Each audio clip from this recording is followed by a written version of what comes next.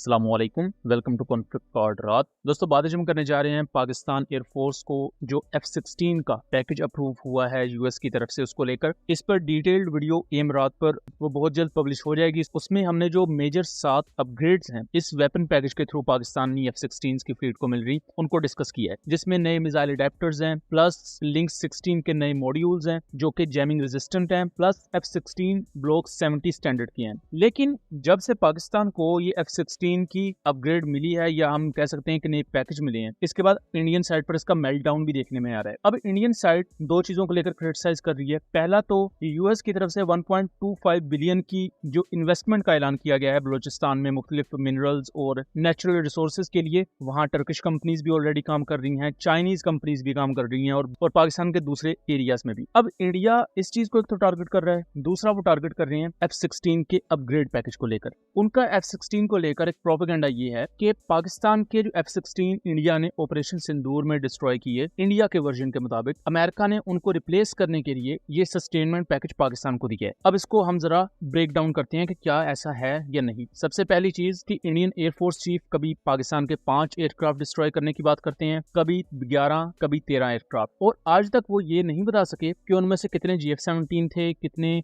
F-16 थे, या whatsoever कोई दूसरा एयरक्राफ्ट भी अगर पाकिस्तान का उन्होंने तबाह किया हो। हालांकि रियलिटी ये है कि सिर्फ भुलारी में जो एक मिसाइल स्ट्राइक हुई इंडिया की, उसमें पाकिस्तान का एक साफ 2000 एयरक्राफ्ट जो कि ऑलरेडी मेंटेनेंस वर्क के लिए वहां मौजूद था, उसकी नोज कोन को डैमेज हुआ और वो भी रिकवर हो चुका है। इसके अलावा कोई भी पाकिस्तान का फाइटर एयरक्राफ्ट इंडिया डैमेज नहीं कर सका, ना एयर टू एयर बैटल में, ना एयर टू ग्राउंड स्ट्राइक्स में, और इस चीज को दुनिया की कोई भी क्रेडिबल मीडिया एजेंसी ने भी कभी कंफर्म नहीं किया। तो यहाँ इंडिया का क्लेम के 6 से 8 एयरक्राफ्ट जो पाकिस्तान के इंडिया ने डिस्ट्रॉय कर दिए, पहले तो ये चीज को उन्होंने क्लेम कहां से गढ़ा, इसके क्या सबूत हैं उनके पास, और क्या उन्होंने कभी कोई रैकेज या मलबे की तस्वीर दिखाई F-16 की? जवाब है नहीं। उन्होंने कभी भी कोई ऐसी रैकेज की पिक्चर या सबूत या एविडेंसेस दिखाए ही नहीं। तो अब ये जो बात की जा रही है कि पाकिस्तान का सस्टेनमेंट पैकेज या अपग्रेड पैकेज F-16 का, ये डिस्ट्रॉय हो जाने वाले F-16 को रिप्लेस करने के लिए, तो इसको मैं आपको जरा डिटेल से बता दूं। इस F-16 में एवियोनिक्स ऑलमोस्ट 70% तक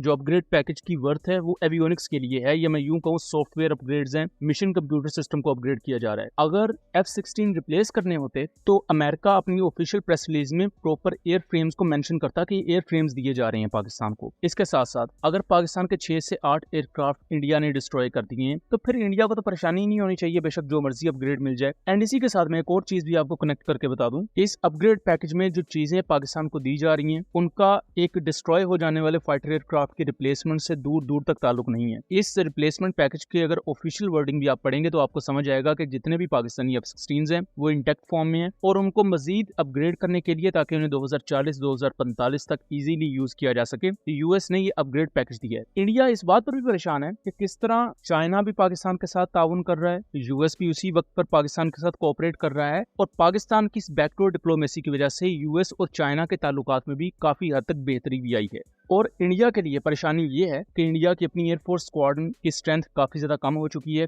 रिसेंटली भी उन्होंने पुराने जैगुआर एयरक्राफ्ट ओमान से खरीदने की बात की है, ताकि उनके जो ऑलमोस्ट 40 साल पुराने जैगुआर हैं वो एयर वर्दी रह सकें। उनमें भी इसी साल 2 क्रैशेस हो चुके हैं। और इसी तरह लॉकहीड मार्टिन ने F-16 का एक India specific variant F-21 manufacture किया था, लेकिन इंडिया अपनी शायद बेवकूफी की वजह से, या अपनी ईगो की वजह से, या अपनी इल मेंटेलिटी की वजह से वो ऑफर परसू नहीं कर सका। तो लॉकहीड मार्टिन हो या कोई भी कंट्री हो, आजकल दुनिया में या मॉडर्न पॉलिटिक्स में हर मुल्क अपने मुफादात को देखता है, अपने बिजनेस को देखता है, और ये शायद कोई बुराई भी नहीं है, क्योंकि हर मुल्क ने अपना सर्वाइवल देखना होता है। तो अगर लॉकहीड मार्टिन को पाकिस्तान की सूरत में एक अपग्रेड पैकेज वो पाकिस्तान को प्रोवाइड करते और उन्हें फंड मिल रहे थे, और पाकिस्तान को F-16 प्रोवाइड करने का मकसद ये है कि फ्यूचर में अगर इंडिया के साथ कोई कॉन्फ्लिक्ट होगा तो यही F-16 अल्टीमेटली अच्छा परफॉर्म करेंगे और लॉकहीड मार्टिन का बिजनेस बूस्ट हो जाएगा, जैसे चाइनीज वेपन सिस्टम की सेल दुनिया में बढ़ गई। तो ये वो तमाम चीजें हैं जिसको मद्देनजर रखते हुए यूएस ने ये पैकेज पाकिस्तान को दिया। लेकिन इस पर जो इंडियन साइड पर नैरेटिव लॉन्च किया जा रहा है, ना तो उसका कोई सर है ना पैर, ना उसकी कोई सेंस बन रही है, और उसके पीछे की फ्रस्ट्रेशन क्या है वो भी मैं आपको एक्सप्लेन कर चुका हूँ। सो दोस्तों, ये था एक एनालिसिस। उम्मीद करता हूँ चीजें क्लियर रही होंगी। वीडियो पसंद आई हो तो इसे ज्यादा से ज्यादा शेयर कीजिएगा, ताकि इस तरह की मजीद इन्फॉर्मेटिव वीडियोस हम आपके लिए लेकर आ सकें। मिलेंगे अगली वीडियो में, तब तक के लिए अल्लाह हाफिज।